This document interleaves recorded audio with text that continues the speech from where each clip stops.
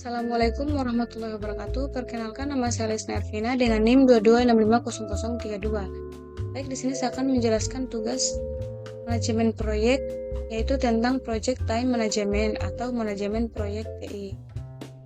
Pentingnya jadwal proyek. Menyelesaikan proyek tepat waktu sebagai salah satu tantangan terbesar mereka. Pada sebuah proyek, waktu memiliki fleksibilitas yang paling sedikit.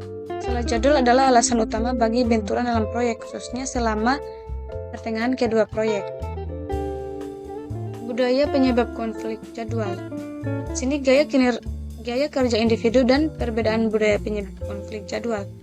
Satu dimensi dari tipe indikator Myers-Briggs berfokus pada sikap masyarakat terhadap struktur dan batas waktu. Sebagian orang memilih untuk mengikuti jadwal dan memenuhi tenggat waktu, sementara yang lainnya tidak. Seperti J versus P. Perbedaan budaya mengakibatkan perbedaan sikap tentang jadwal. Manajemen waktu proyek. Perencanaan pengelolaan jadwal mendefinisikan kegiatan, aktivitas sequencing, estimasi sumber daya, membangun jadwal, dan mengontrol jadwal. Di sini terdapat planning schedule manajemen, tim proyek menggunakan pertimbangan ahli, teknik analisis, dan rapat untuk mengembangkan rencana pengelolaan jadwal. Sebuah rencana pengelolaan jadwal meliputi pengembangan model jadwal proyek, metodologi penjadwalan, tingkat akurasi dan satuan ukuran, dan lain-lainnya. Lanjut, untuk mendefinisikan aktivitas. Suatu aktivitas atau tugas adalah elemen kerja biasanya ditemukan pada WBS yang memiliki durasi, biaya, dan kebutuhan sumber daya yang diharapkan. Definisi aktivitas melibatkan pembuatan WBS yang lebih rinci beserta penjelasannya untuk memahami semua pekerjaan yang harus dilakukan sehingga kita dapat membuat perkiraan biaya dan durasi yang realistis. Milestone adalah peristiwa penting yang biasanya tidak memiliki durasi. Sering membutuhkan beberapa kegiatan dan pekerjaan untuk menyelesaikan milestone. Milestone merupakan alat yang berguna untuk menetapkan jadwal dan tujuan memantau kemajuan. Untuk sequencing activities, mengkaji ulang aktivitas dan menentukan dependensi. Sebuah ketergantungan atau hubungan adalah urutan kegiatan proyek atau tugas. Anda harus menentukan dependensi untuk menggunakan analisis jalur kritis. Tipe-tipe dependensi.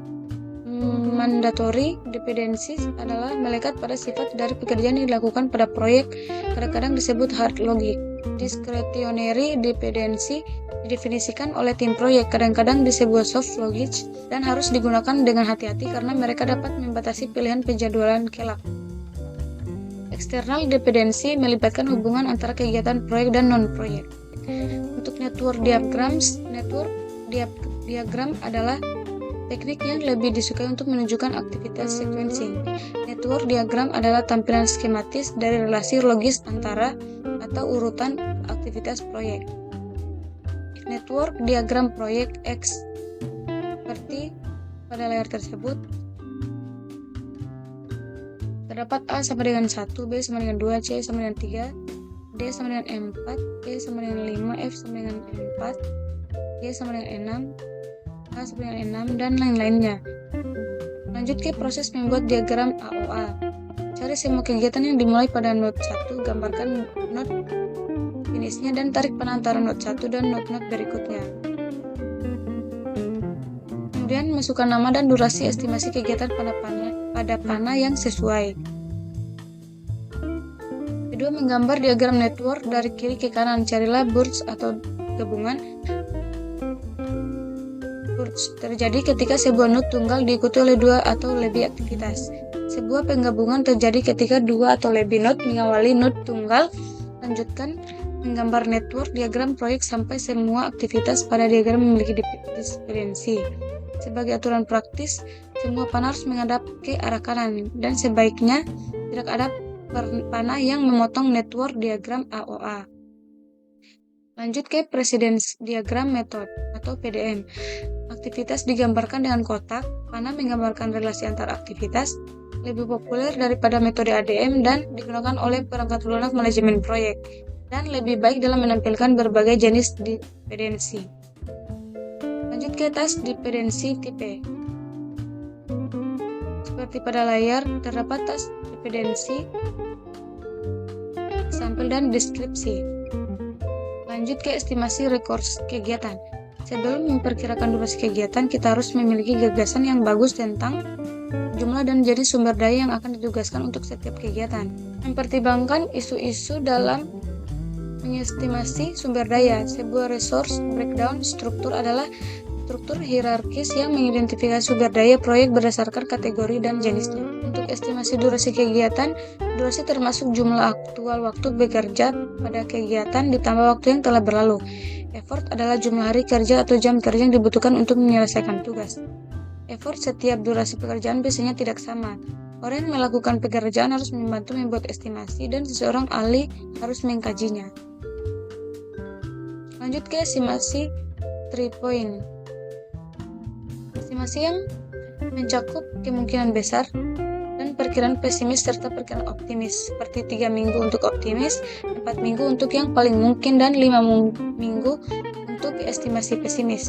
Untuk 3 point, estimasi diperlukan untuk PER dan simulasi Monte Carlo. Untuk Gantt charts menyediakan format standar untuk menampilkan informasi jadwal proyek dengan daftar kegiatan proyek yang berhubungan dengan tanggal dimulai dan diselesaikan dalam format kalender. Simbol yang digunakan adalah diamond hitam, sebuah milestones, batang hitam tebal, ringkasan tas, batang tipis horizontal, durasi setiap tas, mana dependency between tasks. Lanjut ke Gantt chart for Project X. Lanjut ke Gantt chart proyek peluncuran software. Lanjut ke menambahkan milestones pada Gantt charts. Banyak orang ingin fokus pada pencapaian milestone, terutama untuk proyek-proyek besar. Milestones menekankan peristiwa penting atau prestasi pada proyek. Secara normal membuat milestone dengan cara memasukkan task berdurasi 0 atau kita dapat menandai setiap task sebagai tonggak. Smart kriteria milestone haru terdapat spesifik, measurable, assignable, realistic, dan time framed. Contoh tracking Gantt chart seperti pada layar tersebut. Mungkin itu saja penjelasan dari saya. Bila ada salah kata, mohon dimaafkan. Wassalamualaikum warahmatullahi wabarakatuh.